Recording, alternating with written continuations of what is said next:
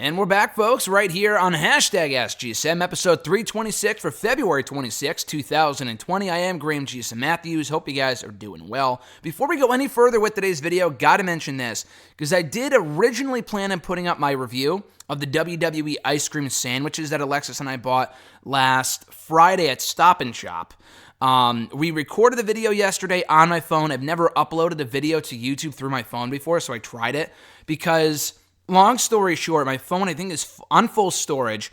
For whatever reason, it wouldn't upload the video from my phone to my laptop where I would edit it, whatever. So I couldn't do that, so I just straight up uploaded it to YouTube. And I think people got notified a video went up, and it did go up. And I was gonna plan on leaving it up until I realized, I forgot to put in the original video where we found the ice cream bars in the first place. I was gonna proceed our review with that video that I put up on Twitter and later YouTube last night, and I completely forgot about it. So I had to take the video down, make it private, whatever, and I had to re-upload it. And when I did re-upload it, finally, I don't know what I did. I think I uploaded it to Dropbox or something and then edited it that way to edit in the first video. And I could have done it from my phone because I had the original video on my phone, but I had too much storage. And I have way too many videos and stuff like that on my phone, photos, whatever, music. So I had to delete some stuff, upload. It was a whole fucking mess. It was 12:30 by the time the video was finally uploaded, the full one. I uploaded the one where we found the ice cream sandwiches. You'll see that again in the beginning of the review. It probably won't be up at this point until next week, I hate to say, just because I have other videos I have planned to put up. Like today, hashtag, tomorrow, Wrestle Rant Radio excerpts, Friday, a Ms. and Mrs. review, Saturday, probably a SmackDown review. If I don't have time, then I'll upload it, because we are going to Evolve on Saturday in New York City. So if I don't have time that day to record a SmackDown review, then I'll, put that video up instead. But I probably will have time to do the SmackDown review, because we're not leaving until the afternoon. And then Sunday, a review of the WWE 24 on R-Truth that I think is going up tomorrow before Super Showdown on the WWE Network. And then Monday's my Ruthless Aggression review for Season 1, Episode 4. So maybe Tuesday. We'll see if it goes up on Tuesday. I'm not sure, but I apologize for the delay. It is a great video. I had a lot of time filming that with Alexis, us talking about the ice cream sandwiches. And yes, we do eat them on camera. So it's a lot of fun. It's about 15 minutes in length, and it will be up hopefully here on the channel within the next week or so. So again, I apologize for the delay. If you were wondering why you got a notification of the video and you didn't click on it fast enough. Some people probably already saw it because I left it public for maybe 10, 15 minutes. The video itself isn't really changed. It really was the video that I wanted to precede the review. I guess it doesn't really make much of a difference because I already uploaded the separate video. It's a whole fucking mess, so I apologize for that. But it should be up soon. That being said, guys, we have a ton of questions to get to here today, a lot like most weeks. Last week, I think we had 3 full pages worth of questions, and I got through them all in an hour and 20 minutes or something like that. I don't think this episode will be quite as long. We don't have as many questions, thankfully.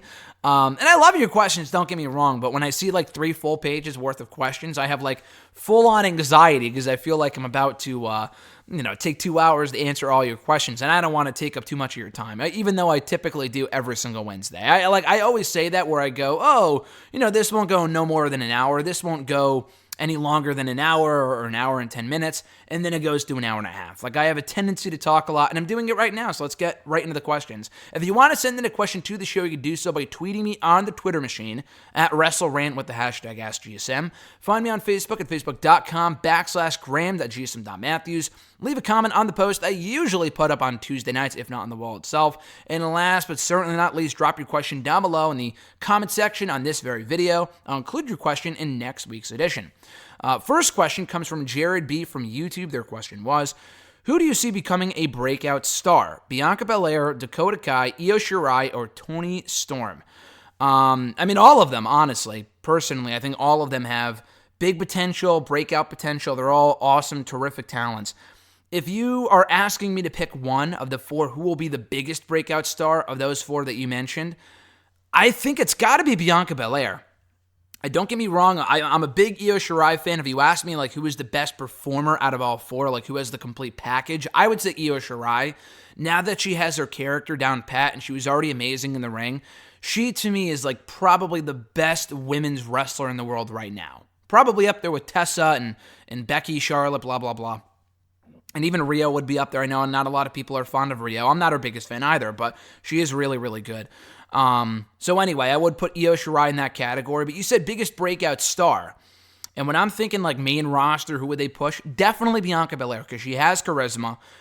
She's probably the weakest. She is. She's the weakest in the ring of those four that you mentioned. But, and not to say that Io and Toni Storm has charisma for days, but like, I don't know, in terms of people I could see being pushed on the main roster, getting over, it's Bianca Belair. I mean, so far she's gotten very much over in this feud with Rhea and Charlotte. I don't know if she'll be involved in the WrestleMania match. I personally don't want to see that. I think it would be better as a straight-up singles match between Ripley and Charlotte at WrestleMania. There's no reason to make it a three-way, to be honest with you. But Belair, I do see moving to the main roster right after WrestleMania, if not soon after that. She's done everything in NXT. I mean, aside from winning the NXT Women's Championship, but that's not going to happen at this point, I don't think. So I think she's going to Raw, and I think she'll get over huge. She just has the charisma. She can go in the ring. She's an athletic freak. And Dakota Kai is great. She's been great in her heel role. I mentioned that either last week or the week before. But I don't know. I don't see her having as much success on the main roster as I do Bianca Belair. Io Shirai, she may not even be here in a year if her contract expires and she goes back to Stardom. I hope not. Her and Kairi Sane both, I think, are tremendous in WWE. They've gotten over. They're great. They've found success. I really hope they don't go back so far. So early that I should say. And then there's Toni Storm, who's also tremendous. And, she's gotten over. She hasn't really hit her stride quite yet. Her recent showings weren't the best. The triple threat at TakeOver Blackpool was really good. The match with Rhea Ripley, the World's Collide show a couple weeks ago, not the greatest match. It was all right, but it paled in comparison to their previous encounters from a year ago. She's another one I could see going far on the main roster, getting over. She's really good in the ring. Again, she has charisma for days. But of those four, I honestly just see Bianca Belair being the biggest breakout star of those, those four women. Next question comes from Matthew J. from YouTube. Do you think Sami Zayn will ever win a singles championship on the main roster? I do, at some point. Whatever happened to the plan of splitting up Sami and Shinsuke? When they were first put together, there were rumors that, the end game here is to have one of them turn on the other and to build to that as a one-on-one, maybe not a WrestleMania, but to build to Shinsuke versus Sami for the Intercontinental Championship. I think that would have been the perfect place to have Sami finally become a singles champion. Now, Nakamura wasn't the greatest champion to begin with. It really would not have meant much if Sami beat him for the belt, just because, he's held the belt since July for 6 months before he lost it to Braun. But he had 3 televised title defenses. He was never on the show, and if he was typically losing. So it really probably wouldn't have meant that much in that respect. But Sami, I'm shocked. The fact that Riddick fucking Moss has won more titles on the main roster than Sami Zayn is a crime. And the guy's amazing. So both him and Shinsuke, honestly, are miscast as heels. They've gotten over in their respective roles, but they've been booked like perennial losers. Even Cesaro, honestly, I think at this point would be a better babyface than a heel. People want to cheer those guys. Shinsuke, it's probably, I know he's been a heel for a little bit less than Sami, but, at least he had main event potential. I don't think Sami was ever going to win a world championship on the main roster. I know I was asked that a few years ago. I think I said maybe yes, but he's been on the main roster now for 4 years and can't even win a fucking mid-card title. I don't think that's ever going to happen. I don't think Vince sees him as a Daniel Bryan type the same way that we all do, as the ultimate underdog, blah, blah, blah. So I don't ever see that happening, but he is better as a babyface in my opinion. He's actually been a heel longer than he ever was a babyface on the main roster, which is kind of crazy when you think about it. But anyway, do I see him winning a singles championship at some point? I do, and I'm not talking about just the 24/7 title. I'm talking about a mid-card championship. It may not be anytime soon. I don't see him beating Braun for that belt, for example. But I think it would have been cool had they done Sami and Shinsuke. I know Braun needed something. He needed to win some title because the guy has been a lot like Sami and Shinsuke and Cesaro, has been a perennial loser for so long now that he needed something. But I do think it would have been cool if they built a Shinsuke turning on Sami and Sami was a babyface and Sami finally avenges the loss. Shinsuke Nakamura from 4 years ago TakeOver Dallas, because they never had a rematch. I don't even think on the main roster they never had a rematch. I don't think they ever had a rematch on Raw or SmackDown anywhere. So I really do think that would have been a cool route to take with Sami beating Shinsuke for that championship, but wasn't meant to be. The pairing, I mean, they've worked well together because Shinsuke doesn't really have great mic skills, and Sami's been a nice mouthpiece for him, but both guys should be way bigger than they are right now. So I do see it happening at some point. It just may not be anytime soon. So I was going to jump into the Facebook questions, but Joe M. from YouTube swoops in here with his questions. Literally just posted right now as I'm recording, early Wednesday morning, around 10 a.m. He just posted his questions, so let's go answer them right now. He barely just made the cut here. I mean, I probably would have gotten to them at the end of the episode, but still. Usually he sends them in a lot earlier than this. Anyway, though, let's see. Read more of his questions. He only has one question here today. But his question was, and this is the first time I'm reading it, from YouTube, what is with some of these recent efforts of NXT to almost refuse to make new stars at some points? Austin Theory, a guy who should be a major star, got made to look like a joke last week. Candice LeRae, who I thought was the real star of the War Games match last year, has been giving nothing to do since. Mansoor, who the main roster has already given big wins to, and for whatever reason, they've done nothing to capitalize on any of those victories. In the past, they've also greatly underutilized guys like Ty Dillinger, Austin Aries, and Buddy Murphy. I love NXT, but why do they seem to have an odd way of booking certain talents sometimes? I mean, you can say that about any promotion. Let's be honest. I mean, every promotion has underutilized talents because you can't push everyone at one time. Some people are more egregious examples of that than others. For example, in my opinion, in AEW, their roster is stacked. They have a lot of talent on their roster. They can't push everyone at one time. I understand that. But the biggest tag team in that division feel like bigger afterthoughts than everyone else in that division, that being the Lucha Bros. I realize that they're not going to be champions 24/7, nor should they be. But I mean, they feel like just another tag team in AEW, and they're one of the best in the world. So that's kind of weird to me, for guys like that to be just floundering. Someone like an Austin Theory just showed up. It's not like he had this major momentum. He's had a couple wins here and there on NXT TV, and that's about it. They're not ruining him. He'll be just fine. I think there's no real reason to worry about Austin Theory. They see the star potential in him, and I agree.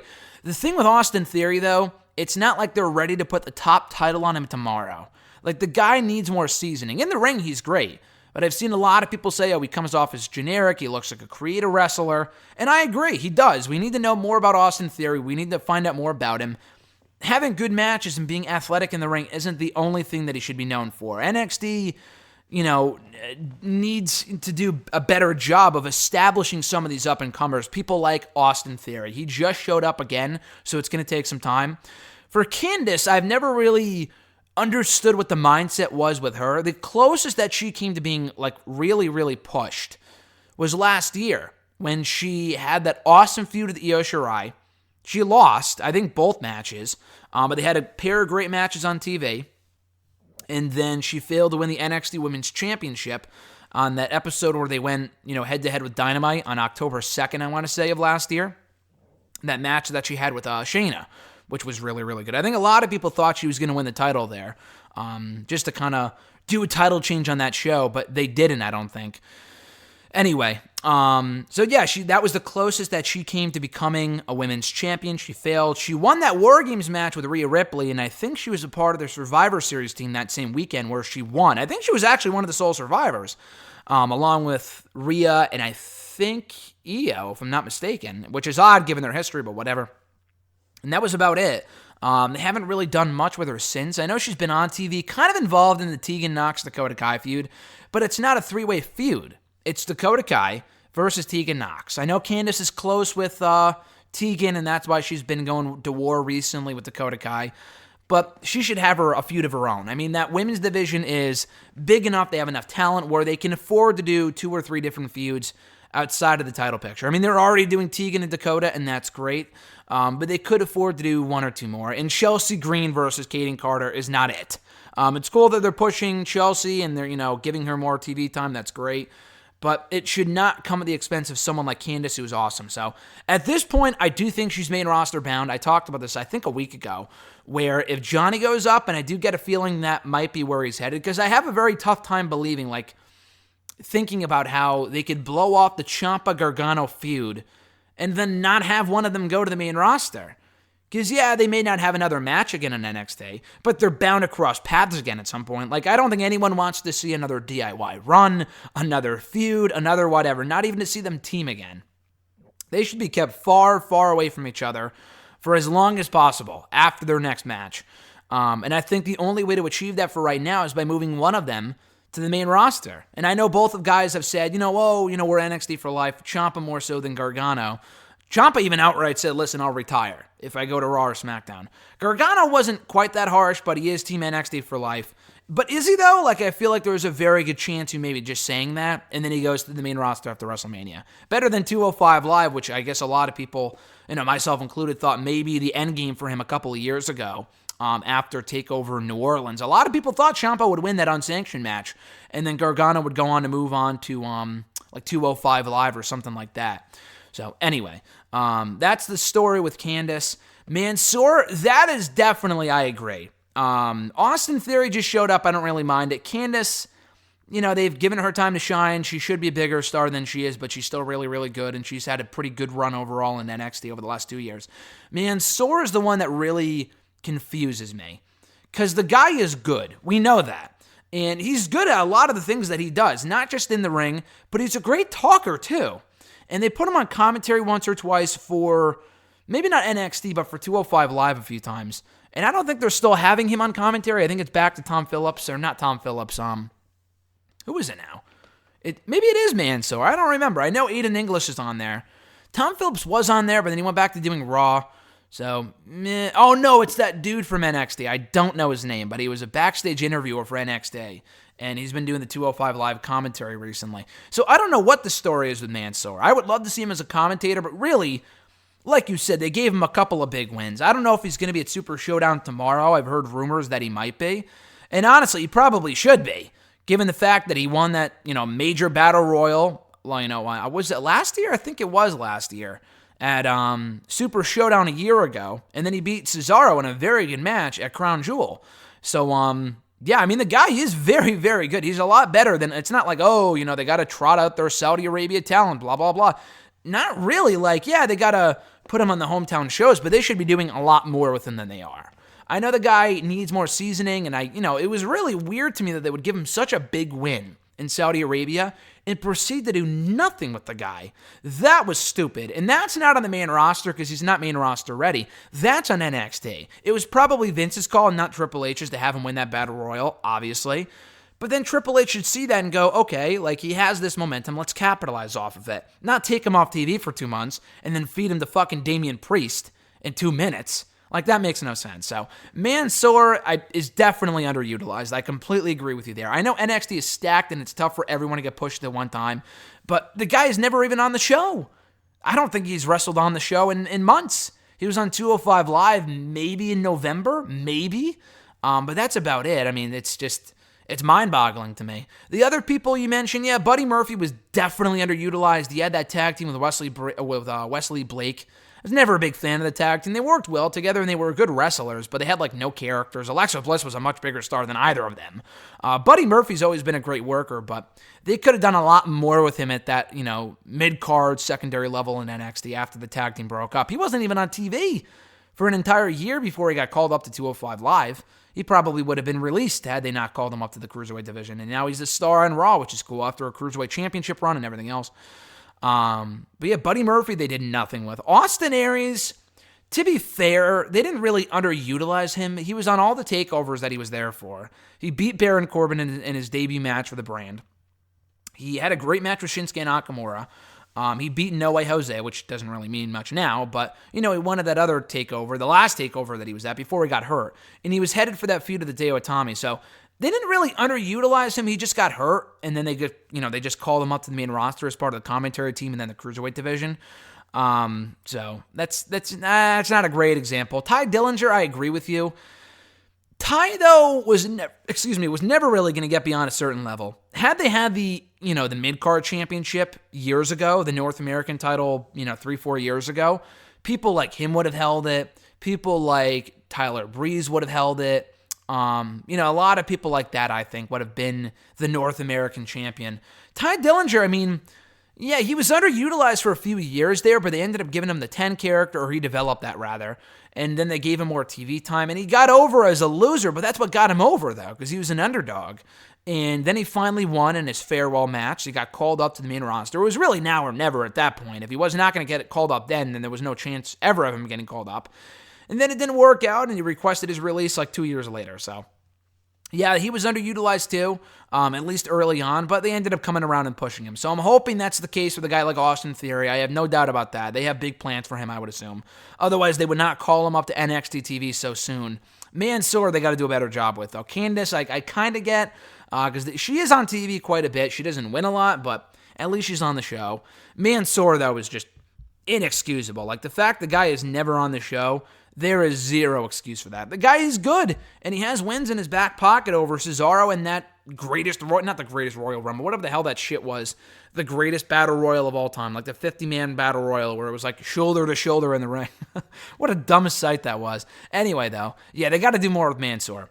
Now moving on to the Facebook questions. First from FD, he's got a couple questions here. First one being, if the deal between WWE and ESPN is on for the WWE pay-per-view distributions from the WWE Network to potentially go to ESPN+, what do you feel will happen to the WWE Network moving forward? Do you see this as the beginning of the end for the network, or restricting the WWE Network to only their original contents, or any other ideas you imagine for the WWE Network moving forward? So there's a lot to unpack there, but basically what he's asking is this. What are my thoughts on the whole WWE Network thing? Now, I think I talked about this quite a bit, actually, on Wrestle Rant Radio about 2 weeks ago, maybe 2-3 weeks ago. I talked about how the WWE Network, it came out in that conference call earlier this month that the network, not that it was, I mean, first of all, the subscriber growth really has not been all that impressive over the last number of years. It's been really stagnant, for lack of a better term, in the last 5-6 years since it launched. But this is a timely question, since this past week, actually, Monday to be exact, marked the 6-year anniversary of the WWE Network. And it's coming on the heels of this news that the major pay-per-views, maybe not all of them, but like WrestleMania, Royal Rumble, blah, blah, blah, are going to be sold to ESPN+. Now, I don't like that at all. I said as much on Wrestle Rant Radio a few weeks ago, and I'm going to echo those thoughts again. I do not agree with the idea to take the pay-per-views from where they are now, and they've been telling people for 5-6 years now, hey, you can get this shit, for free if you sign up for your first free month, or for $10 a month for all the original stuff and all the current pay-per-views. To go from what they're doing now to selling the pay-per-views back to $50-$60 a month, I would probably do that for the bigger pay-per-views, at least WrestleMania and the Royal Rumble. I don't know about the other ones. Probably not, to be honest with you. Everything else, no way. Like, I would not pay $50-$60 for Stomping Grounds or Extreme Rules or Fastlane or Super Showdown, whatever. It's a joke. There's no way they're going back to that old pay-per-view model. I know boxing still does it. I know UFC still does it. But these companies didn't have their own network service where they gave away these shows for $10 a month, $9.99, and then went back to the pay-per-view model. Like, they've always had that model. If WWE never adopted the network, I mean, pay-per-view buys were dying out anyway. Like, I remember reading reports in 2013 of how each pay-per-view was significantly, like, the numbers were they were down to like 100,000 for each show, if I'm not mistaken, which is fucking terrible for a company that was pulling in hundreds of thousands on pay-per-view buys a couple of years ago, like a few years before that. So I think it was about the right time for them to start putting their stuff on the network, grow that fan base, grow that subscriber base. And again, it hasn't, I feel like they've plateaued. They've only gotten around 1.5 million. That might be their peak. They were hoping for 2 million like years ago. They hit that million mark 5 years ago, and they never really got beyond that, which is, it's concerning because they want to see it succeed, but they're not getting the amount of people to sign up for it and stay subscribed as many people as they would like. And you can attribute that to a number of things, but the bottom line is this. I will never go back to paying $50 to $60 a month for those pay-per-views. Before the network, I bought maybe 4 pay-per-views in the span of 5 or 6 years. WrestleMania, I would go over and watch other people's houses. I think I bought the Rumble twice. I bought Night of Champions once, and I bought Money in the Bank once. That's it. So I maybe spent $200 in total on pay-per-views in the span of 5, 6 years. Because I'm not paying fucking $50-$60 for Elimination Chamber and all this other bullshit. Fight TV I think is a better deal where you pay for the pay-per-view and it's like $25. I think the NWA shows, that's a lot more reasonable. And it's not like the NWA shows are an hour. Like, they're 3 hours too, and I know it's not WWE, but like $25 is absolutely reasonable. And you can stream it on your phone, on your tablet, your laptop, whatever, your smart TV. Fight TV has it all figured out. I love Fight TV. The same cannot be said for WWE currently. I think they have it all figured out with the WWE Network. To go away from that, I'm not signing up for ESPN Plus even $5 a month. That's an additional charge I don't want to sign up for, to be honest with you. I ain't doing that. So I don't know what the deal is with the whole WWE Network thing. What would become of the WWE Network if all their pay-per-views, if not most of them, go to ESPN Plus? They would lose a lot of subscribers. I think that much goes without saying. What would happen to it? Would it fail immediately? I don't know about that, but over time, if you thought the numbers they have now aren't all that impressive, they would be way worse if they took away the major pay-per-views from the network. Because for a lot of people, that's the biggest drawing point of the network, are those big pay-per-views. If you don't have that, why bother staying subscribed? Personally, I love the archived content. I love the old stuff. I love the documentaries. I love all the original shows. That's just me, though. I feel like I'm in the minority there, that I subscribe for everything, not just the pay-per-views. But it does help that the pay-per-views are on there. So they have a lot of shit to figure out. I still think it's dumb to have the pay-per-views leave the WWE Network. Because, again, I'm not paying for the bigger pay-per-views, maybe. But I'm the type of person where I want all my stuff in one place. I don't want to watch Money in the Bank on the WWE Network and then have to go out of my way to order, Survivor Series or SummerSlam. I don't think that just makes much sense. So hopefully they figure their shit out and they don't do that, but it's looking like they will based off recent rumors. FD's second question here. Do you feel that the win for Tyson Fury last weekend has risen up the stock for his WWE career or changed the perspective of several doubters of him a bit, and why? His WWE stock is skyrocketed now that he won his fight. You said that it changed the perspective of the doubters that he had and stuff like that. If you didn't like Tyson Fury before, I don't think him beating Deontay Wilder this past weekend is going to really do anything to change your perception of the Gypsy King. Let's put it that way. I think anyone who didn't care about seeing Tyson Fury in WWE, their view of him will not change. They will still not want to see him in WWE. And the thing is, I said this at the time when he was first doing that WWE stint in October, from the SmackDown premiere to Crown Jewel to his subsequent appearance on SmackDown, when I think he and Braun beat up the B team or something. Tyson Fury comes across like a genuine fan of WWE.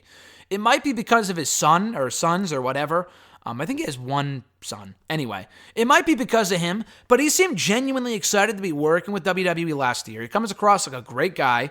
Honestly, I'm a Tyson Fury fan. I know nothing about boxing, but from the little that I saw of him in WWE, not the in-ring stuff, but the stuff behind the scenes, how he promoted the fight or the match with Braun and whatnot, I like Tyson Fury. I have no issue with him being involved. The issue is that they have a big enough roster right now coming up in WrestleMania where there's no reason to bring back Tyson Fury right now. Focus on the people that you have and the people that have nothing going into WrestleMania. I think there's a very good chance, and I'll talk about this momentarily, that a guy like Aleister Black will not have a match on the WrestleMania card outside of the Andre the Giant Memorial Battle Royal. Daniel Bryan, I'd be shocked if he ended up there. I'm sure he'll end up somewhere on the card, whether he's facing Braun or Sheamus or even Killer Kross. That's my idea. I don't know if I've seen many people say that, but I think Killer Kross and Bryan at WrestleMania would be the match to do, and I'll talk about that at another time. But anyway, I think I mentioned that in my SmackDown review last week. But people like Aleister Black, the Street Profits, people like that. They have enough talent right now where they don't have a lot for them to do. So they're going to end up doing... I constitute the Battle Royal as nothing because it means nothing. They'll be chucked out in 2 seconds. It means absolutely nothing. And I think winning it is more of a curse than anything. I feel like anyone who has won that fucking Battle Royal has been de-pushed more than they've been pushed over the last number of years. Mojo Rawley went nowhere. Matt Hardy, he won it. I think they won the Raw Tag Team titles, but... I mean, he's on the verge of leaving, so what does that tell you? And that was only 2 years ago. Braun won it last year, and then he went on to do nothing for like 6 months. Cesaro went on to do nothing after he won it. Baron Corbin, when he won it, I think he didn't really do much for that year. I mean, it was a cool debut for him, but they didn't really do much with him after that. Big Show won it, did nothing. So, I mean, I feel like winning that thing is more of a curse than anything. But anyway, with Tyson Fury, I think it's cool that, he will probably be back in WWE at some point. I can virtually guarantee it. I actually wrote an article yesterday about like the odds of him coming in again and doing something at WrestleMania. It's likely, and I think Vince was probably waiting to see the outcome of that fight on Saturday to see if it was worth bringing back. Like if he lost, like Ronda Rousey, for example, when she was in WWE, that first appearance at WrestleMania, she was still undefeated. Her stock was through the roof. When she lost, we don't really want her as much anymore. And yeah, she ended up coming in and doing big business for them. But that was years later. Like, she didn't come in right after she lost. She came in 2018. She lost for the first time in 2015, almost 3 years earlier, 2.5 years earlier. So, with Tyson Fury, not that that's an issue because he didn't lose on Saturday, but he probably would have been back at some point anyway because they kind of left his last appearance open-ended. I don't know when his next fight is, so he may be training for that. I don't know. I think he might be doing something in MMA, right? Wasn't that the talk at one point, or that he is, or he would be?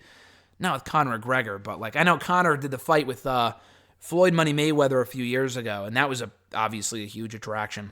But anyway, so yeah, with Tyson Fury, I don't really think it changed much in the terms of the doubters, because again, if you don't care about Tyson Fury, that win on Saturday will not make you care about him any more than you did previously, because you probably don't watch boxing. But yeah, his stock in WWE is going to be through the roof. The fact they acknowledged it all over social media on Saturday, Sunday, and then again on Raw on Monday tells you that they are eyeing to bring him back at some point because they realize that he's, very relevant right now. He's very popular. He's in the mainstream, and bringing him in for, a quick cameo at WrestleMania would lend them a lot of mainstream attention. I'm not banking on it, but there is a pretty good chance, maybe not that we see him wrestle at WrestleMania. I don't really have much desire to see that. But like make a quick cameo in the crowd or beat up fucking Eric Rowan or something like that. I would not have no issue with. The show is already 12 hours long as it is, so why the hell not for a 2-minute skit? So I think there's a pretty good chance that may happen. At Reborn Again, John Ritland from the YouTube machine. Check out Real Honesty with John Ritland on YouTube. He's from the Twitter machine. But John's first question was, do you think some wrestling companies should get rid of a few championships so they can avoid diluting their product? WWE comes to mind. 100%. WWE first and foremost, obviously, just because they don't need the 24/7 championship. I mean, I know they need different sets of titles for their two brands. Because they have the brand split, they need a top title, in my opinion, on each brand's, not a shared world championship or anything like that. I feel like that just really wouldn't work out with the amount of people they have. But like the 24/7 championship is a complete waste. The women's tag team titles, in my opinion, are a complete waste. I don't think they need them. I think they have a great women's division, but they've put almost zero effort into making those championships matter so far. The Kabuki Warriors have been the best champions they've had yet. I mean, without that kind of goes without saying. But even then, I mean, they haven't really had many title defenses. I mean, only a few here and there. No one really cares about those titles. So get rid of the women's tag team titles. Get rid of the 24/7 title. I think NXT is the perfect amount. I mean, the Cruiserweight Championship, if it wasn't on NXT, I probably would have gotten rid of that too and gotten rid of 205 Live. Just because I feel like everyone in that division has been, sent off to SmackDown or Raw or whatever. So they didn't really need that championship anymore. But now that it's on NXT, I could see them keeping it. It's fine. The UK title for the NXT UK brand. So, yeah, I would start with the 24/7 championship and then the women's tag team titles. Those are completely pointless. For other companies, it's cool that Ring of Honor is bringing back the Ring of Honor Pure Championship. But they already have too many titles as it is. Like, what is that title supposed to be? Because they had the Pure Championship when before they introduced the TV title. So unless the Pure Championship is a temporary thing, it's a one-night tournament, or they get rid of the TV title, which I don't see them doing, I feel like it's overkill because they already have the 6-man tag team titles too. That is a complete waste. Those 6-man tag team championships are a complete waste. I know they're kind of copying New Japan because they have it. I don't know if they're any more prestigious over there. I don't watch New Japan, but they're completely pointless in Ring of Honor. I think Impact is the right amount of titles. They have the World Championship, the X Division, the women's, and the tag team. That's all you need. AEW doesn't have enough. I think they need a mid-card championship at some point. The tag team, the women's, the main, and then a secondary one. A secondary alternate, whatever you want to call it. Yeah, I think Impact, they had like the Grand Championship at one point, which was like fought in rounds. That was fucking dumb. I'm glad that's a thing of the past. And that was like their 5th title. They didn't really need that shit. I'm trying to think of other companies. New Japan, I feel like, has a lot of fucking titles. I feel like every review of New Japan that I read on or watch the shows, I feel like every match is a title match. I know they have a lot of people over there, but like, they have like the junior heavyweight tag team titles and the heavyweight tag team titles and the 6-man tag team titles and the never open weight, like all this other shit. Like, what the fuck, dude? They have so many championships. Like, for me, I think that's overkill, but I don't watch the show, so I don't know. Trying to think of other promotions that are out there. The NWA, I don't think they need 2 secondary titles. They could either have the national or the TV. I don't think it's really necessary to have 2. But I would start with WWE, like you said. His second question was last week's episode of AEW Dynamite, their best one so far. They really seem to find their stride finally. Recently, finally, whatever. And I don't know if it was the best one yet, but it was up there. In my opinion, I think it was up there with the one from the week before as being their best. I thought the one from the week before was the best show they've done yet. And that includes the debut episode, the one that I was at the following week in Boston. And I think they're coming back to Boston in April. But anyway, yeah, I think that's up there. If it's not the best, I think it was one of the best. I think the one from 2 weeks ago is the best one yet. And hey, maybe tonight knocks it out of the park. But they advertised so much for last week's show in advance. I had to watch it live. I did. I was not disappointed. I thought Cobb and Moxley was great. And I'll talk more about this later.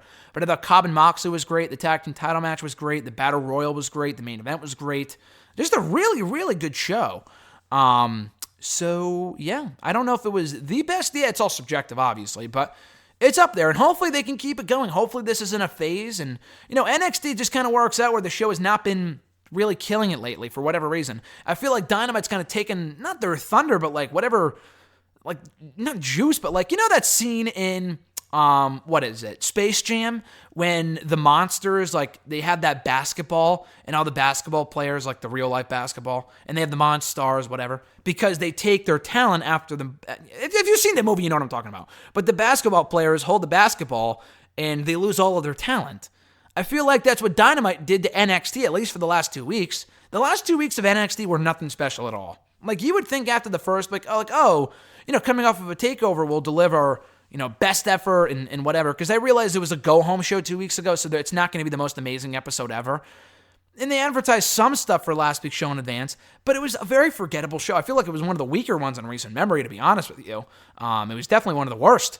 It was a good show, but Roderick Strong versus Velveteen Dream was nothing special, and I don't know. It didn't really do much for me. But Dynamite has really been killing it lately, and again, hopefully they can keep it up even after Revolution this coming weekend. His third question, so we got another screw job ending to a WWE show in Canada. Did WWE make a pact with the demon that they have to do that during every televised Canadian episode since November of 1997? You would think so. I feel like every time they're in Canada, and you just mentioned it, as everyone else feels the same way, that every episode of Raw, WWE pay-per-view, whatever, SmackDown, it always ends in a fucking screw job. And they're not the only ones. I know a couple of other companies have done it too, but like WWE, they bring it up all the time. I mean, I didn't honestly even really think about it that way because it wasn't executed the same way as the Montreal screw job, but it was a lot like it in the sense that they were in Canada, they had the referee count too fast. It was a clever angle, to be honest with you, but now that I think about it, the more I saw people drawing that comparison, it absolutely was a lot like the Montreal screw job, so... they got to stop with that stuff. It's getting very repetitive. At Always Be Positive too, their question was, what is the static that has been popping up on WWE TV shows for the past few weeks? It comes up randomly 2 to 3 times per Raw/SmackDown. Is it leading to a new/returning wrestler? From what I've noticed, it's only on SmackDown. I did not see it on Raw, so I don't know what you're talking about there. I've seen it only on SmackDown. If you're seeing it on Raw, then your cable might be a little... wonky, but I've seen it on SmackDown, and so I was intrigued too. I thought it was a botch the first time when it happened 2 weeks ago, and then I saw it multiple times last week, and it's obviously part of the show. And they didn't acknowledge it, not the same way that they're doing an Impact right now, the whole ICU thing, like they're outright acknowledging that stuff. WWE is not acknowledging the static, so my initial idea my first thought that came to mind was that it's Killer Cross, because he's known for that stuff anyway. And Daniel Bryan, I think tentatively is scheduled to face Sheamus and Braun at WrestleMania. I don't like that idea. I think Sheamus and Braun should be one-on-one. There's no reason for Bryan to be involved in that match. Like, zero reason. I don't want to see him in that match. But I think a match with Killer Cross would be cool because it gets Bryan over from night one. And I just read yesterday, if not the day before, from Dave Meltzer. And again, take what he says with a grain of salt. And he was also the one that said well before Killer Cross signed that he was coming on in, and he did. It was reported at the time, like 2 days ago, that he signed for something big and not necessarily NXT. So I feel like if we didn't see him debut at TakeOver and we didn't see him debut on the episode of NXT after TakeOver, I think he's headed to the main roster, which scares me because Triple H is the one that's high on him, not Vince. And maybe Vince is, but we know how high Triple H is on Killer Cross. I'm very scared that they might ruin him on SmackDown, especially considering the recent state of SmackDown and how deplorable it's been, to be honest with you. I'm not going to pull any punches there. But I think a Bryan and Cross feud could really, really work. I like the size dynamic. And Killer Cross beating Bryan in like his debut match at WrestleMania would be a lot more effective and impactful and memorable than Fandango doing it to Chris Jericho 6-7 years ago. So I'm hoping that's where they go with it. I've seen a lot of people say, though, that the light thing that they showed, the circle thing or whatever it was, they showed in one of the static vignettes, whatever you want to call it, on SmackDown, mirrored that of Mustafa Ali. So we haven't seen him on SmackDown in months. It's probably Mustafa, the more that I think about it. But what does that mean, though? Like, they had like Mustafa off TV for a couple of weeks last year in the spring, and then they reintroduced him with those, vignettes like, oh, don't be a bully, blah, blah, blah. They were very well put together. It went nowhere. What did the guy fucking do? He was gone from the Money in the Bank. I think he was in the Money in the Bank ladder match. That's what it was. And then he disappeared. And then he resurfaced in the summer and then did nothing when he came back. So I don't have much hope that this will be much better. But it would be cool. Like, hey, he goes after Daniel Bryan and he says, listen, I was supposed to have that match with you last year at WrestleMania. That was supposed to be my moment. I don't know if he goes heel, but like he's been expressing frustration recently on Twitter when he was left out of the Royal Rumble and he's being left off of SmackDown. You can incorporate that into an angle that he's frustrated. Maybe you turn him heel. I don't know. But yeah, no, I think that's probably where they're going with this. Because if it's not Killer Cross and it's not Mustafa Ali and it's not like Woken Matt, but this has been already happening well before, we got broken on Raw last week. So I don't think it's him, obviously. Then I don't know. I don't really know who else it would be. It's not going to be like Jeff Hardy, for example, or Lars Sullivan. It doesn't really fit their characters or a debuting person. So I would have it be Killer Cross, but Ali is a very solid second choice as well. Very solid, consolation prize of sorts. At Time Bomb Zone from Twitter, their first question was, do you think NXT UK needs a mid-card title for guys like Noam Dar and Travis Banks to fight over? I've always thought about that. Yeah, but I feel like the brand isn't at a spot right now where they need it. I feel like they don't have as many people as NXT does. NXT, they had that second title long before they went to 2 hours, but they had enough people like waiting in developmental to come on up and stuff like that. They had too stacked of a roster to not do a mid-card championship. NXT UK has only been around for a few years, and yeah, it would be nice to have a mid-card belt, but they don't have that many people yet. They have a pretty solid core group of guys, and when they keep shipping people off over to NXT or the main roster, then they kind of lose some of those people, and they're not replenishing the pot. Like they lost Rhea Ripley, Baton 7 might be gone at some point, Pete Dunne they lost, they might have just lost the Grizzled Young Vets, so I'm kind of worried for NXT UK a little bit, just because I'm not really sure who else you can bring in to replace those people. But anyway, yeah, I wouldn't do that just yet. Yeah, Noam Dar, Travis Banks, Jordan Devlin, even though he's the current Cruiserweight champion, would benefit from having a secondary title, but currently I guess it's kind of like the Cruiserweight Championship. Like, Noam Dar can fight for that. He has before. Travis Banks can fight for it because he fought for it at Worlds Collide, so we know he's under the weight limit for the Cruiserweight division. So, no, I don't really think they need a secondary title right now with Jordan Devlin being the current Cruiserweight champion. That's kind of like their secondary title. So I think it's fine just the way it is for right now. Down the road, when they expand their roster, then we'll talk. For right now, we just got done talking about why we need less championships in WWE. I think the last thing we need right now is another title, even though it's for a brand that may benefit from having one. His second question, could you see Ilya Dragunov beating Walter for the NXT UK Championship? Yeah, honestly, I could. After the win that he scored last week over Joe Coffey, I'm like, you know what? They're building him up pretty aggressively. And I'm a big Ilya Dragunov guy. He's really grown on me in the 6 months that I've seen him on NXT UK. If it's not Ilya, then who else is it? Walter's already beaten, Pete Dunne several times. He beat Trent Seven, Tyler Bate. He's facing Dave Mastiff on this week's show, I think. Maybe not this week. I think next week. So I don't think Mastiff is winning there. I think Walter beats him. He's already beaten Joe Coffey. Who else do you have him face? Jordan Devlin would be cool. They already had him beat him on like a WrestleMania Access show about a year ago. And I would like to see a more straightforward rematch because they had a series of amazing matches. I think an OTT or one of those type of promotions over in the UK. And they had some fucking great matches. And what we saw from them in WWE at that Access show a year ago was like a sliver of what they're actually capable of. I know he's the current Cruiserweight champion. It would have been cool if they built him up to be the number one contender in Ireland at the next takeover. But it doesn't look... I think it'd be very bizarre if Jordan Devlin was the current Cruiserweight champion going for the heavyweight title against Walter, even though they are in his home country. So if it's not Devlin, and I don't think it will be, Ilya Dragunov makes the most sense. It seems like they're blowing off the Mastiff feud, the mini Mastiff feud that they have going on right now with him and Walter on NXT UK next week, which would set up Ilya Dragunov as the next number one contender. He's scored big wins over a variety of different people. He lost to Finn Balor, and I think he lost to Cesaro too, but he did beat Joe Coffey recently, Alexander Wolf, and after he goes, after beating Joe Coffey and Alexander Wolf, he did say, I want Walter next. He's on his way to knocking off every member of Imperium, and Walter will be at the end of that list. So, yeah, Walter and Ilya Dragunov would be a great feud, a great match, I think. And if anyone can beat Walter, it might be Ilya Dragunov. His third question, could you see WWE doing Andrade versus Angel Garza for the United States Championship at WrestleMania? Yes and no. Yes, in that both guys should be involved in the championship match at WrestleMania. No, that it should be one-on-one. I would like to see it be, as I've said before, Andrade versus Angel versus Rey Mysterio versus Humberto. And it looks like they may be going in that direction based off how they've already advertised the tag team match for next week. Now, I hope they can drag out the feud until then. But no other match really makes sense, to be honest with you, to do at WrestleMania. Like, are you going to... I guess you could do Andrade and Angel, but what do you do with Ray and Humberto? Like, put them in the fucking Battle Royal? Why not just include them here? Like, Humberto and Angel still have unfinished business. Andrade and Ray feuded for months. Andrade and,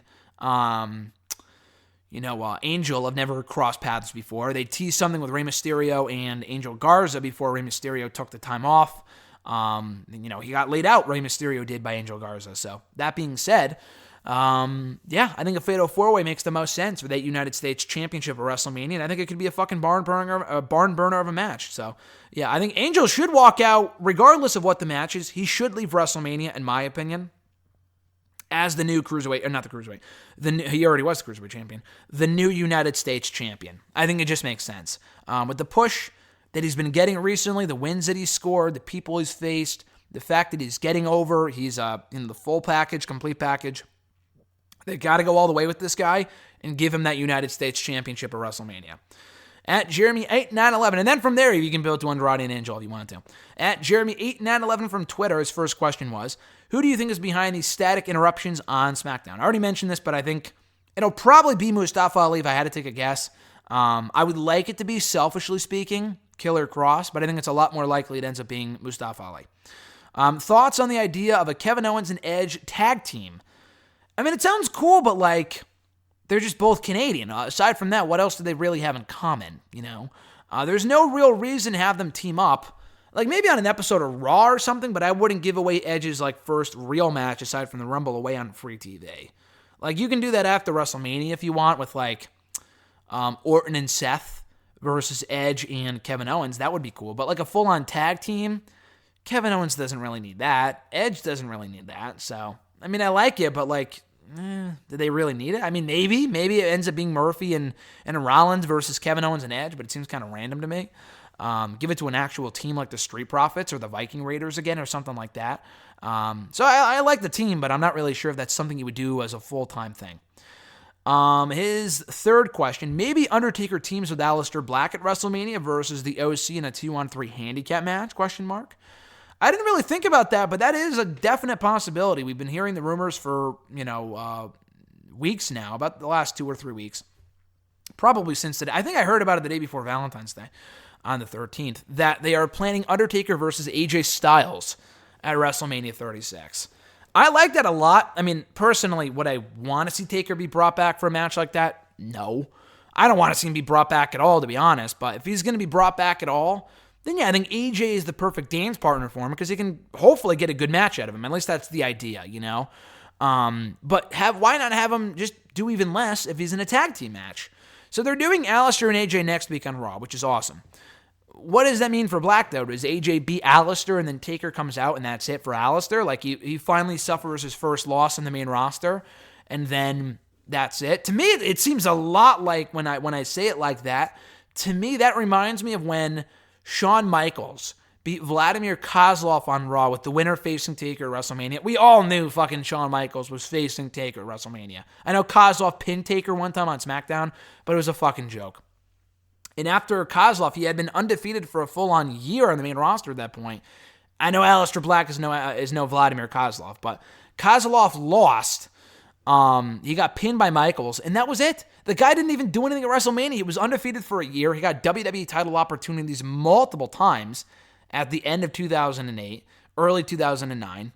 And then they had him do nothing at WrestleMania. Absolutely nothing. And then Shawn Michaels and Taker went on to have the greatest match of all time at WrestleMania 25.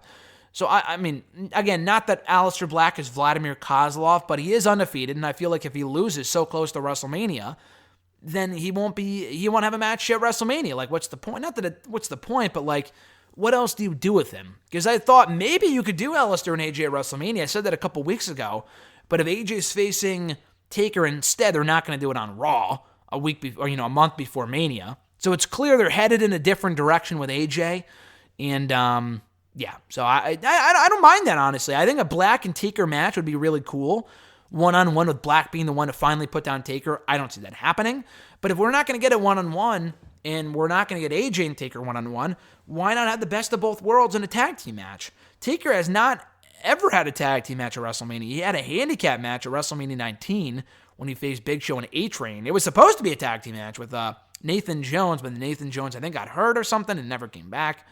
That was a whole fucking disaster. I think he actually did come back and it was a bust. I don't remember, but he didn't last long in WWE is the point. And then Taker won anyway.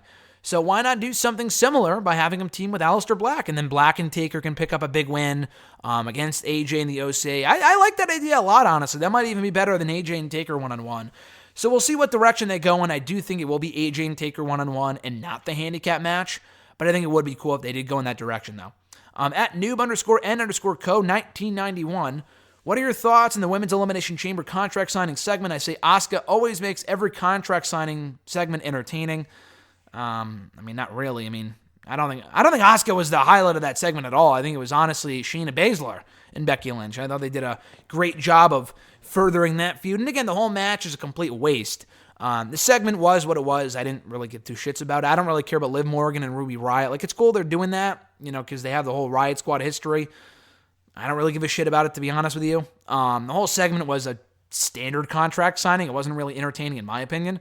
But Baszler coming through the crowd, taking it to Becky, and, Asuka. I thought Asuka did well. I don't want to poop on Asuka, but I thought the best part about that segment was Shayna Baszler, not Asuka. The whole speaking Japanese and no one can understand me thing, I mean, I guess it kind of elicits good heat, but now it's just fucking annoying, honestly. Like, I feel like they're the Kabuki, I feel like the Kabuki Warriors are the new Iconics, who are the new Lay Cool, where they come out and they just do ha ha ha. Like, I can't shit on the Iconics doing that and then not poop on it when the Kabuki Warriors are doing it, though. Just in a different language. I feel like it's more annoying because we have no idea what they're saying. I feel like Asuka was perfectly handled in NXT where she didn't have to talk much. Like, why not just book her to be a badass? Does she have to speak? Like, I feel like it makes her lose any credibility that she has whenever she opens her mouth, and it's not her fault necessarily. They kind of have her say all this shit and, the stuff that she says and whatever else. Like, I feel like she could talk if she wanted to, but it's just fucking annoying. It doesn't make me hate her anymore. It's just like, oh my God, it makes me want to change the channel. It's so obnoxious. It's not even the fact that she's speaking in another language. It's just her mannerism. She's just so fucking weird. Why not book her to be a badass again, you know? But anyway, that Sheena was the highlight of that segment. She was awesome. And I'm looking forward to Becky and Sheena at WrestleMania. Speaking of which, tying right into our next question here, from Mr. Marceau at RJ_Marceau on the Twitter machine. Do you think Shayna Baszler coming through the crowd should be a normal thing? She seemed like a badass when she came out for the contract signing. Yeah, no, I think that'd be cool. It's different. I mean, I know we've seen, Ambra or Moxley does it now in AEW after doing it with the Shield in WWE. Roman used to do it. But she's not coming like through the stands. She's coming through the crowd, like on the floor, It doesn't have to stick. I mean, she had a fine entrance in WWE before, and NXT previously with like the towel around her neck, and then she did like the Ace of Spades sign. I mean, honestly, either way, I think she has a great entrance regardless, but the crowd thing I could get behind. I think it's pretty cool. I thought, like, RJ just said, and I just mentioned in that previous question, that Shayna came across really, really well in the contract signing on Monday. I don't know if it completely made up for the neck-biting thing, but the further we get away from it, and the less they mention it and whatnot, the more people will forget about it and just like forgive it and whatever. I don't think it killed her by any means. It didn't kill her debut. She was not dead in the water. She had a very good promo last week, and I thought she came across even better this week in person, so during the contract signing. So I'm looking forward to the Becky feud. I'm hoping that it gets even bigger and better from here. His second question, push, repackage, release. Shayna Baszler, Rhea Ripley, and Bianca Belair. That's a good one.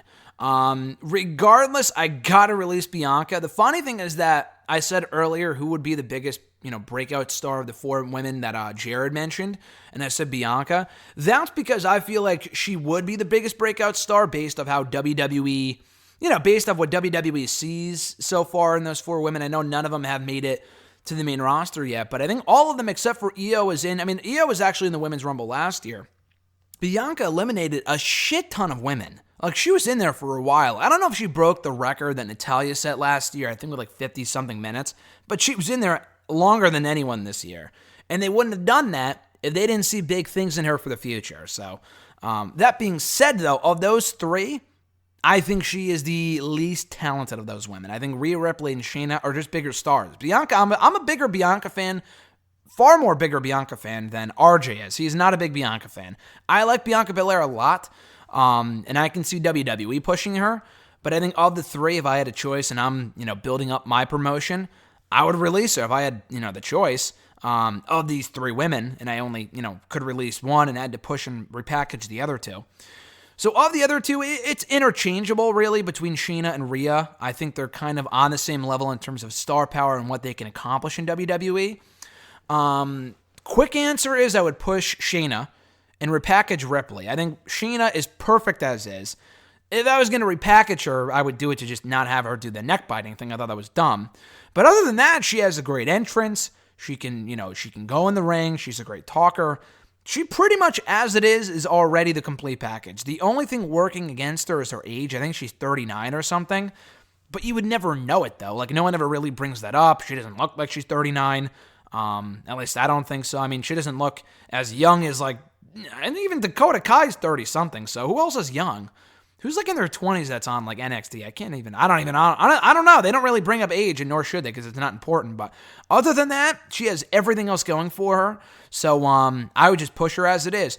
The only way I would repackage Rhea is that she's coming across great right now, but I think she was even better as a heel. She's a good babyface, but I thought she had bigger breakout potential. I mean, I say bigger breakout potential, but she broke out as a babyface in NXT the last 6 months. But I thought she had her character down pat when she was a heel in the Mae Young Classic the second year in NXT UK, when she injured, not intentionally, but when Tegan Nox got injured, and then Rhea was like, oh, look at my knee, and she was like mocking her. I thought that was a money feud waiting to happen. And then when Tegan came back, unfortunately, Rhea Ripley had literally just turned face, like a week earlier, so they couldn't do it. Now they're friends in storyline. But I do think Rhea would be a bigger heel at some point, and that's really the only thing I would do to tweak her character. Otherwise, she's great as it is anyway, currently as it is right now. At the Wrestle Guy, Sal from Twitter, his first question was, despite being a heel, it's pretty apparent Seth Rollins is still the guy on Raw leading the brand. Do you think this spot needs to transition to Drew McIntyre after WrestleMania in order for him to get over as that big star for years to come? Yes, definitely. And I think they haven't done it yet because he hasn't yet won the WWE title. And once he does, hopefully at WrestleMania, this is the hope anyway, that he will become the new face of Monday Night Raw. Like you said, Rollins, if I had to pick just one guy who's the current face of Raw, I would say it's Seth Rollins, despite being a heel now. And he's been knocking it out of the park with that Monday Night Messiah character, in my opinion. He's been fucking killing it. But yeah, I think Drew, for a top babyface and just overall top face of the show, it can be Drew. It should be Drew. I think it will be Drew after WrestleMania. So I know Kevin Owens is up there. Samoa Joe keeps getting hurt, so who knows what the fuck his deal is. Kevin Owens is up there. Ricochet is good. Rey Mysterio is still very popular. They have a number of other talents. Edge is around now, on a part-time basis, I would assume, not full-time. But, yeah, I think of those guys, though, Drew is the guy to build around as the top face on that brand. I've been saying that for a long time. I said that when he got hurt. I mean, I've been saying that for longer than that, but definitely since he got hurt and he was off TV late last year, I said he should come back as a babyface and they can build around him as the guy on Raw. And they didn't do it initially, but they ended up getting around to it with having him win the Royal Rumble, and that's all that matters.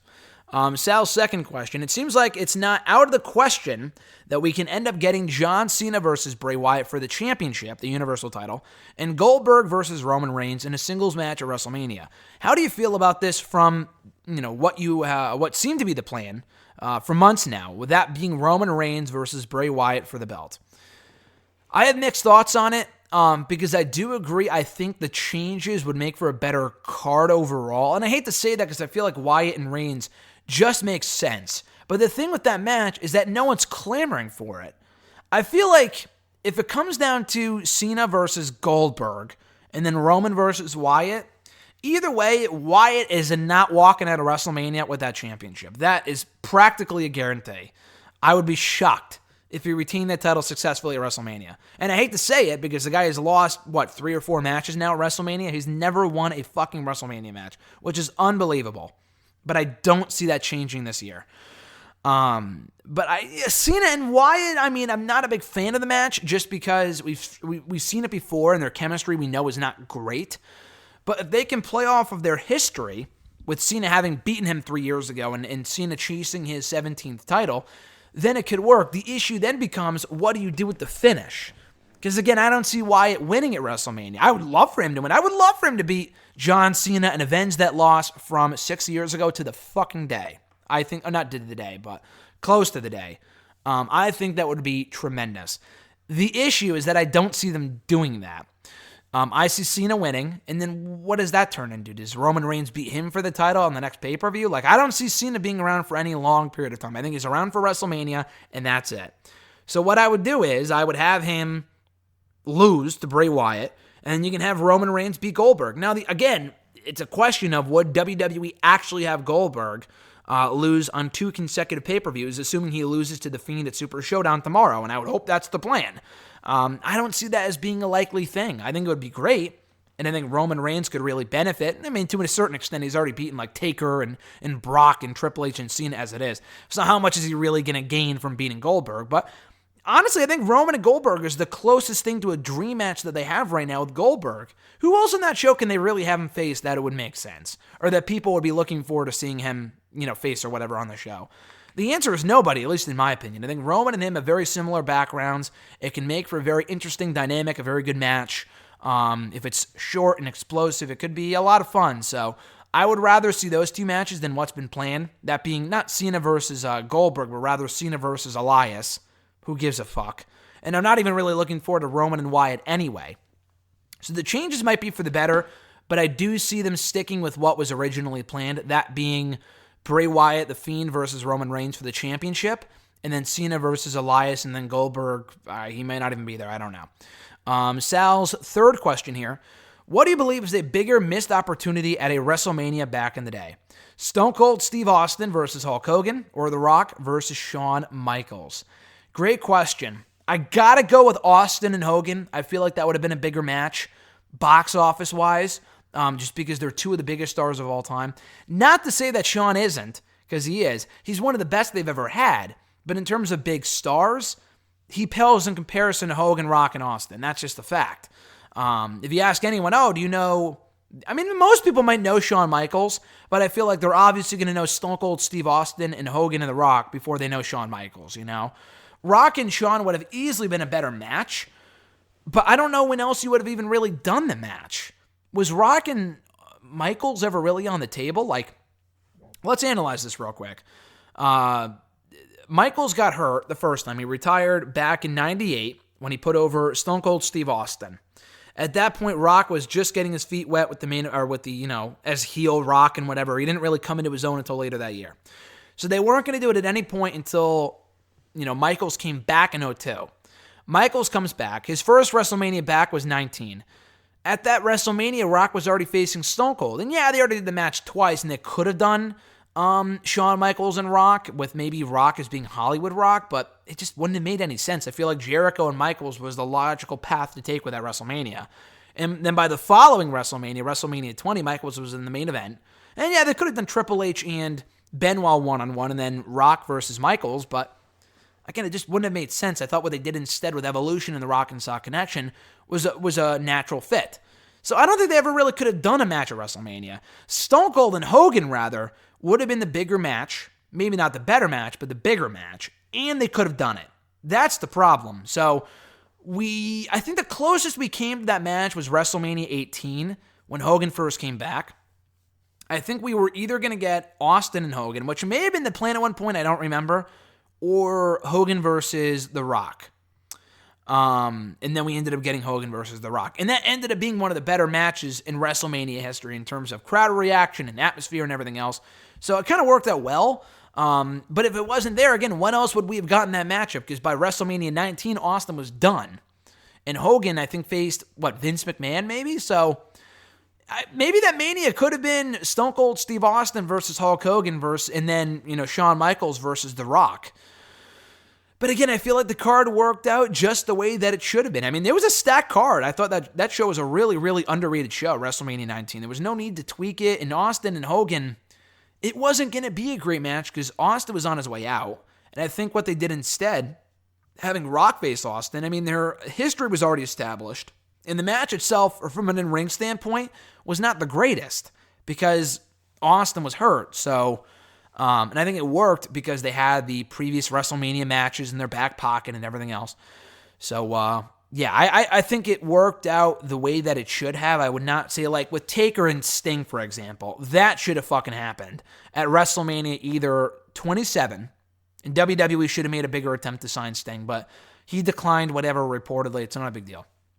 They could have done it, and they should have done it at WrestleMania 31, 5 years ago when Sting was in the company, and Taker was still around. But they didn't do it for whatever reason. They did Taker and Wyatt instead. It was whatever. And then Sting and Triple H, which sucked. I mean, they had DX in there and NWO, and they tried to make it entertaining, and then Triple H won, which made no sense. But if you're going to have Sting lose, just have him lose to the fucking Undertaker, not Triple H. I thought that was dumb. I was not a fan of that. When they had him lose to Triple H, why not just have him lose to Taker in a double retirement match, as everyone was saying at that point? That would have made 10 times more sense. Have, Taker be done and have that be it.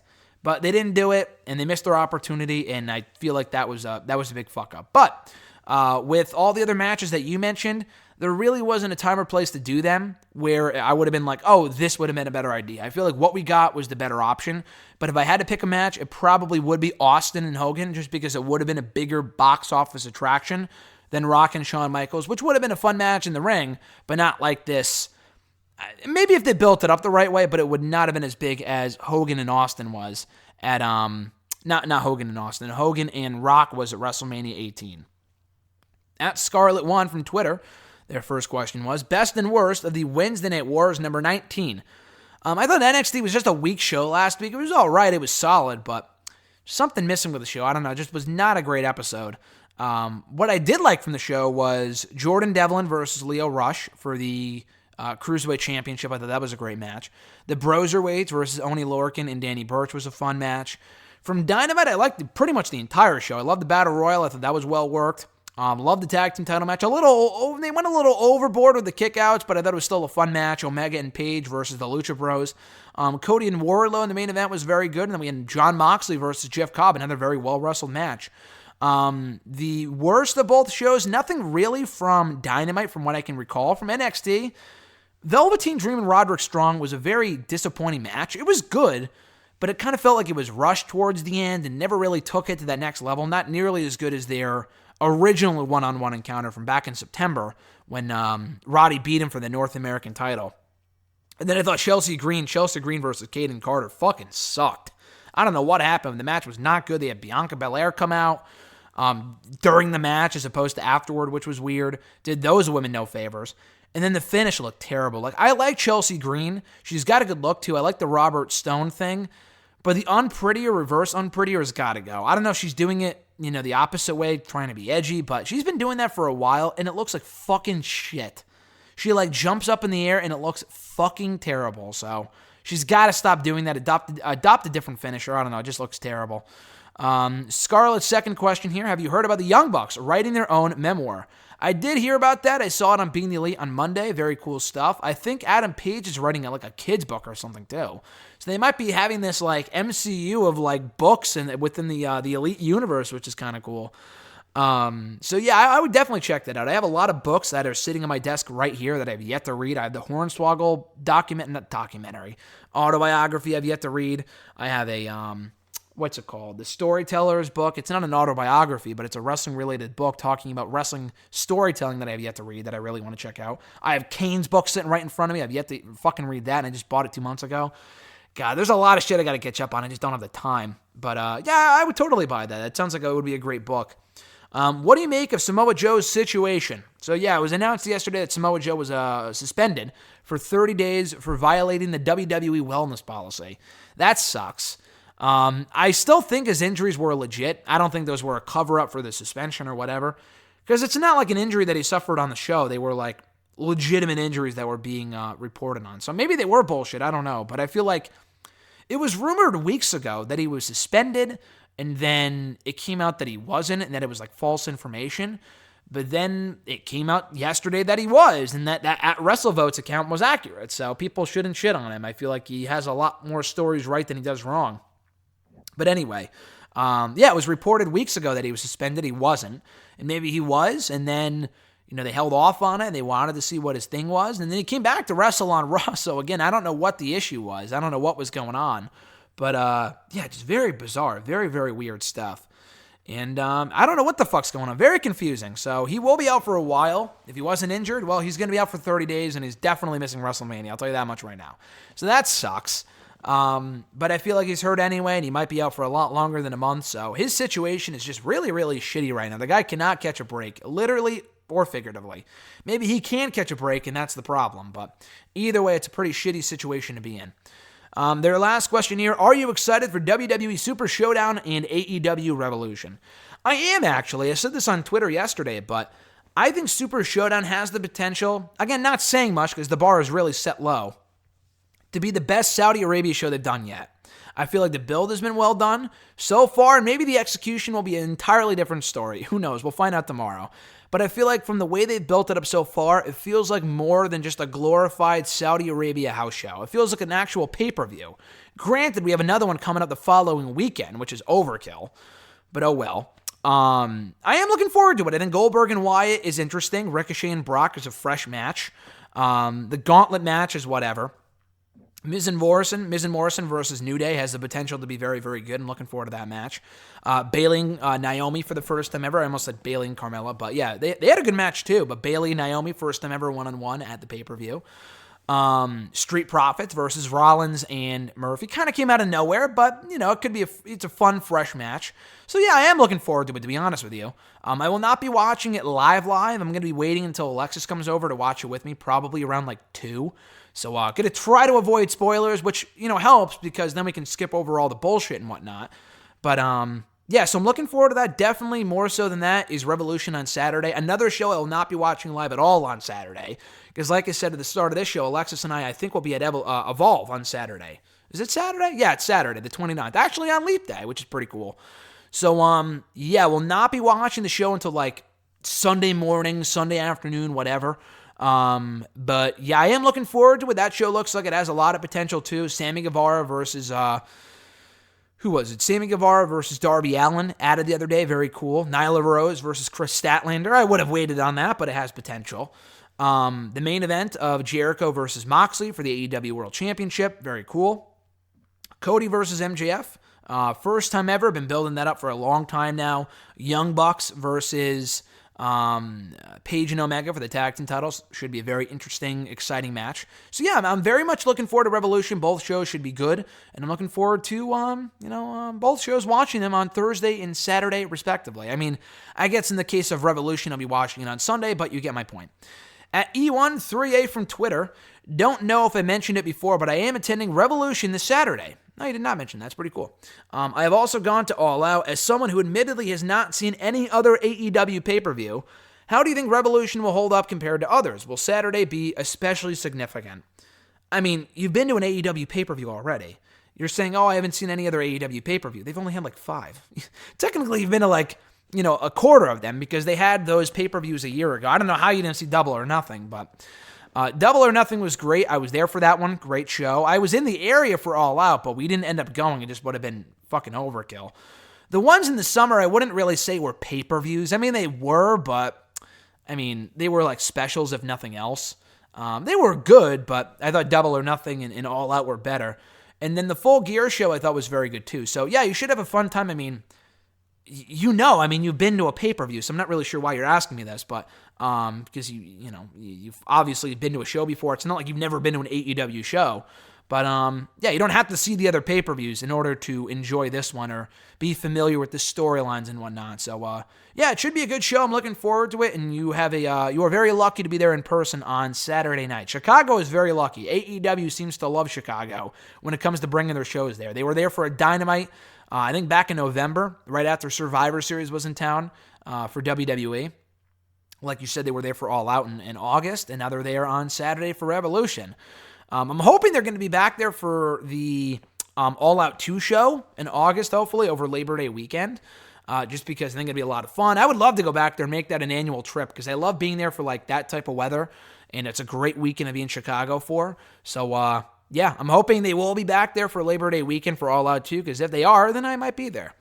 So before we close it out, I actually got sent in 2 questions from @BradBurdar from Twitter. Literally, not minutes ago. He sent them in an hour ago, but he sent them in as I was recording. So people sending in questions minutes to midnight here. Again, I think the best time to send in your questions is anytime really, but the deadline is usually Tuesday night. I gather them on Tuesday night. I look again for any final questions that people sent in overnight. First thing Wednesday morning. I started recording this at 9:30. So if you want to get your question in the show for sure, definitely send them in by early Wednesday morning. That's Eastern time, by the way. And I don't answer everything. I do see questions that people send in that I've either answered before or are repetitive. Sometimes when people send in 2 of the same question on the same show, I'll mention it just to say, hey, I already answered this earlier. But other than that, there's a lot of questions people send in that I have. I used to answer everything, but there's stuff I answer literally every week that I have to skip over because it's it's repetitive. But anyway, @BradBurdar, his first question was, with there not being as many storylines being built up as there were in recent years, do you think we may get a WrestleMania this year that's not absurdly long? No, I still think that we are. I do. I still think we're getting 14 matches maybe, 14, 15 matches. You said not as many storylines, but you got to remember, dude, we're still a month out from WrestleMania. So they could still build up a lot of stuff between now and then. I was looking at the proposed card the other day, and let me see. I know I got to give shout out to Jeremy8911 from Twitter, whose question I answered earlier. He tweeted me a leaked card for WrestleMania about a week ago, and let me see. I got to look at his Twitter because it was on his Twitter a couple of days ago when he sent it to me. And it was a leaked card for WrestleMania. And it's not 100% accurate. I'm sure things could still change. It may have been bullshit, but at the same time, though, it looked like it could have been believable. Okay, right, here we go. So here's Jeremy's tweet.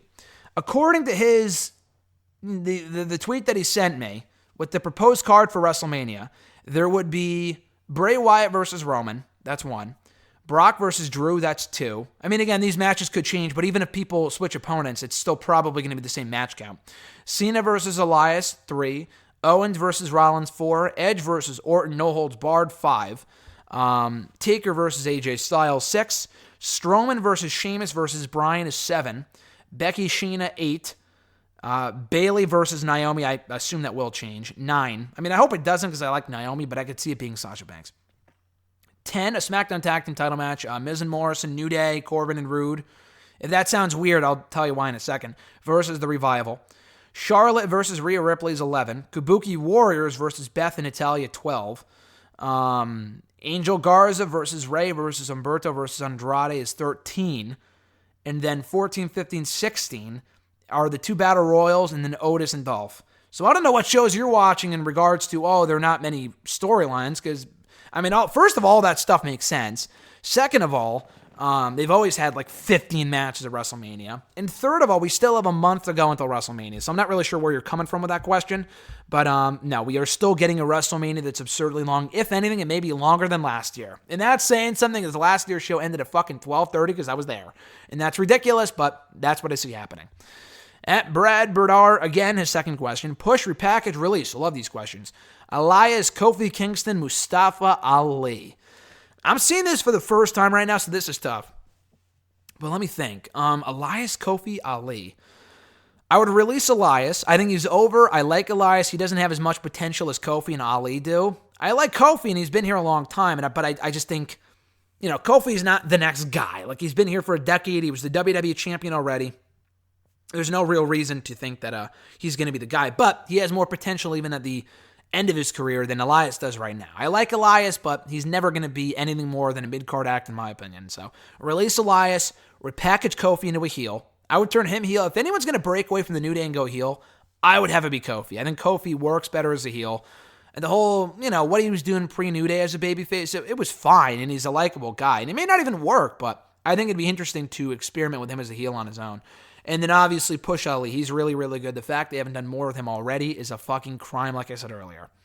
So that's going to do it, guys, for today's edition of #AskGSM episode 326. I said earlier, I'm not going to go more than an hour and 20 minutes, and here we fucking are, an hour and 23 minutes in, and I'm still talking. So that's just par for the course. And the funny thing is that when I say that shit at the beginning of the show, you guys already know how long the video is. Because when you click on the video, it says how long it is. I don't know when I'm talking at the start of the show, how long these things are going to be, and I end up rambling on, as I always do, and the show goes an hour and 20 minutes. If you guys like more content, then I guess no complaints, but then it takes me longer to process the video and all that other shit. We got the video up pretty early last week, around 2:30. I say early, but, early for me, because it's been going up at like 6, 7, 8 o'clock in recent weeks. I'm hoping that can maintain that track record of having the video go up on the sooner side.